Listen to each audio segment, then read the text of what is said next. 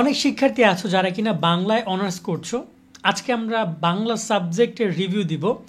অবশ্যই তুমি যদি বাংলায় ভর্তি হয়ে যাও তাহলে ওই ভিডিওটা দেখো, আর তুমি যদি বাংলা ভর্তি হতে চাও মানে তুমি রিভিউ দেখে নিচ্ছ, তারপর তুমি সাবজেক্ট চয়েস করবা, তাহলে বলবো আমাদের প্লে লিস্টটা দেখে নিবা। সাবজেক্ট রিভিউ প্লে লিস্ট আমরা প্রায় যতগুলো সাবজেক্টে অনার্স করা যায় তার রিভিউগুলো দিব। তুমি কোন সাবজেক্টের অনার্সের রিভিউ চাও সেটা কমেন্টে জানিও, আমরা প্রত্যেকটা সাবজেক্ট রিভিউ দেব। এবং নেক্সট সাবজেক্ট হচ্ছে রাষ্ট্রবিজ্ঞান। রাষ্ট্রবিজ্ঞানের রিভিউ আমরা রেডি করেছি, সেটা নিয়ে আমরা কথা বলবো। আমরা এই পয়েন্ট আলোচনা করব কোন কোন সাবজেক্ট পড়তে হবে এবং কেরিয়ার কী কী রয়েছে, তার সাথে পড়াশোনার চাপ, সম্ভাব্য রেজাল্ট এই প্রসঙ্গে আলোচনা করব।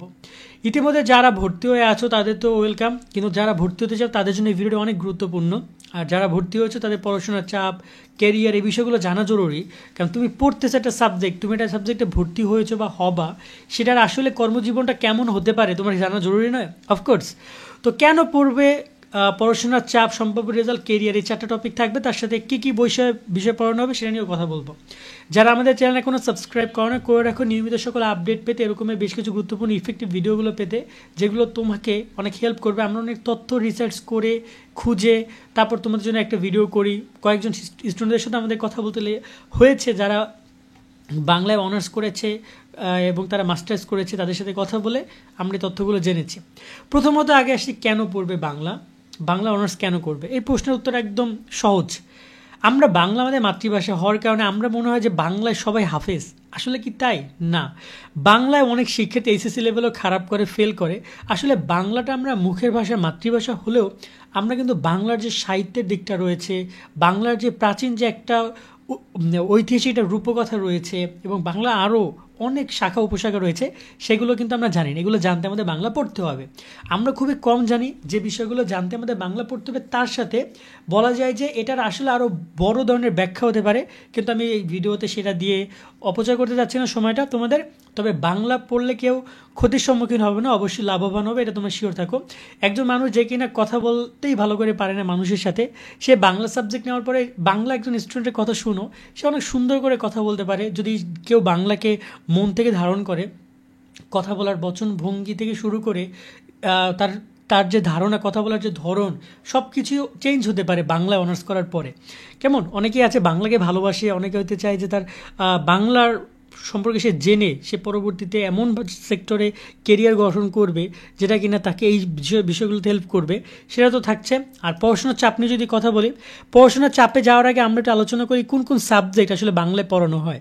বাংলা বিষয়ে যা যা পড়ানো হয় সেটা হচ্ছে ব্যাকরণ, বাংলা ইতিহাস, ভাষার ইতিহাস, অফকোর্স ইম্পর্টেন্ট না, পাণ্ডুলিপি বিদ্যা, আধুনিক ভাষা বিজ্ঞানের কিছু অংশ, সাহিত্যের রূপরীতি, সাহিত্যের সমালোচনা গবেষণা পদ্ধতি, আধুনিক যুগে ফোর্ট উইলিয়াম কলেজের ভূমিকা, বিভিন্ন কবি সাহিত্যদের ভূমিকা, প্রাচীন ভারতীয় রসতত্ত্ব, আধুনিক বিদেশ সাহিত্যে কিছু অনুবাদ, বাংলা কবিতা, অলঙ্কার, ছন্দ, সাহিত্য, বিভিন্ন যুগ, এখানে প্রাচীন, মধ্য, আধুনিক যুগ, এগুলো কিন্তু আমরা অলরেডি পড়ে এসেছিলাম, ইন্টারে পড়েছে অনেকেই।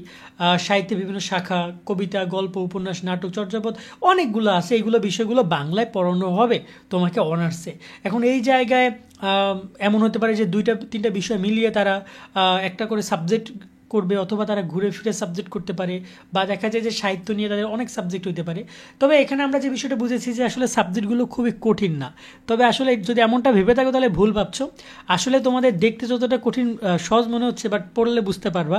বিশেষ করে ফার্স্ট ইয়ার বা ফার্স্ট সেকেন্ড সেমিস্টার অনেক টাফ যাবে, বাংলা বুঝতে অনেকেরই কষ্ট হয় এই বিষয়গুলো বা ইতিহাসগুলো, বাট একটা সময় এসে সব ঠিক হয়ে যাবে। বাট ফার্স্ট ইয়ার টাফ হবে, এটা মাথায় রাখতে হবে।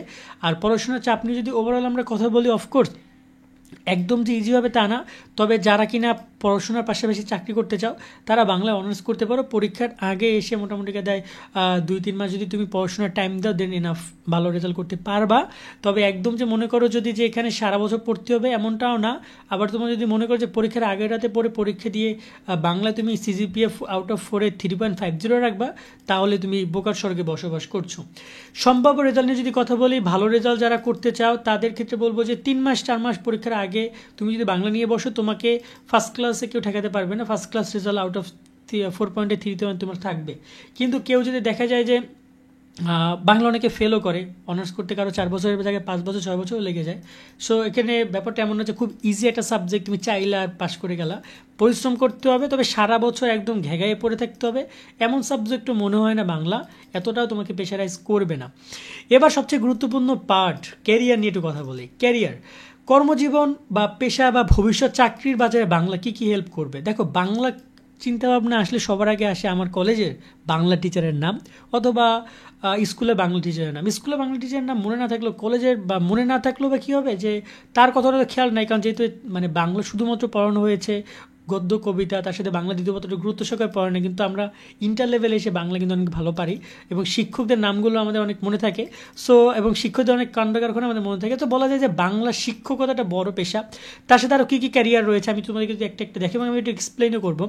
সরকারি বেসরকারি স্কুলের শিক্ষক, কলেজের শিক্ষকতা, অফকোর্স তুমি সরকারি বেসরকারি স্কুল কলেজে শিক্ষকতা করতে পারবা, তুমি নিবন্ধন দিয়ে স্কুল কলেজে শিক্ষকতা পেশায় জয়েন করতে পারবা, একদম সিম্পল ব্যাপার। এবং যদি বলো যে এই জায়গায় বাংলা বিষয় পড়ে সবচেয়ে বড় ক্যারিয়ারের একটা অপরচুনিটি থাকে এবং কোটাও বাংলায় প্রচুর শিক্ষকের চাহিদা বাংলাদেশে রয়েছে। প্রাইভেট, পাবলিক প্রাইভেট বিশ্ববিদ্যালয়ের শিক্ষকতা, অফকোর্স এখানে তো আর বলতে হবে না, কারণ তুমি যে সাবজেক্ট নিয়ে পড়েছো তো সেই সাবজেক্টে তুমি যখন একটা প্রাইভেট, পাবলিক বা জাতীয় বিশ্ববিদ্যালয়ে যখন তুমি শিক্ষকতা করছো, অফকোর্স পড়াশোনা করেছো, সেখানে কিন্তু শিক্ষকরা রয়েছে, সেই শিক্ষকতার পেশা তুমি যেতে পারো।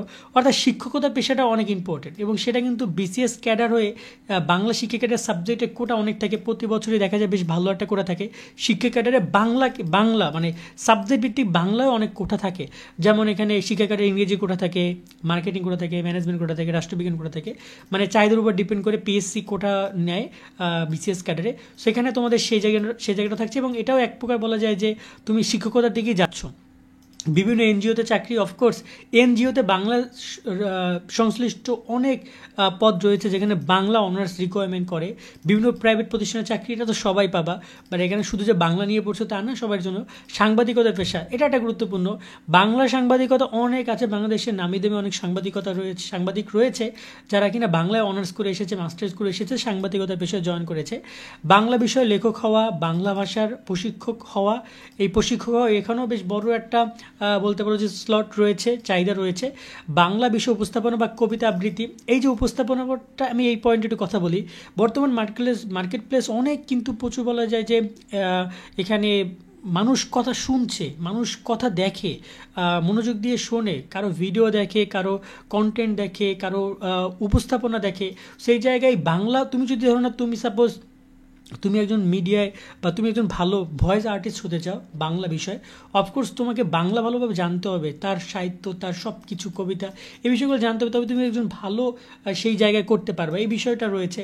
উচ্চতর গবেষক হওয়া, শিক্ষা ক্যাডার ছাড়া যে কোনো সরকারি আমলা হওয়া যায়। অফকোর্স সরকারি আমলা বলতে সরকারি যে কোনো চাকরির কথা বলেছে, তুমি বাংলা অনার্স করে সরকারি বিভিন্ন চাকরি সেসব জায়গায় ট্রাই করতে পারো, ব্যাংক বিমা চাকরিতে ট্রাই করতে পারো, বিভিন্ন এনজিওতে চাকরি তো রয়েছে।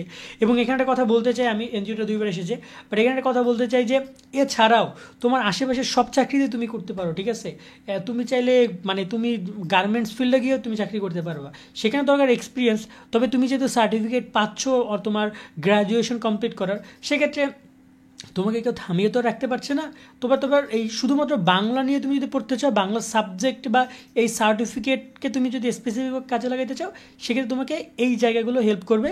বিশেষ করে শিক্ষকতা পেশা, বিশেষ করে এখানে লেখক, এই কয়েকটা পয়েন্টে তোমাকে বেশি হেল্প করবে। বাকি পয়েন্টগুলোতে যে কেউ যে কোনো জায়গা থেকে এন্ট্রি নিতে পারে।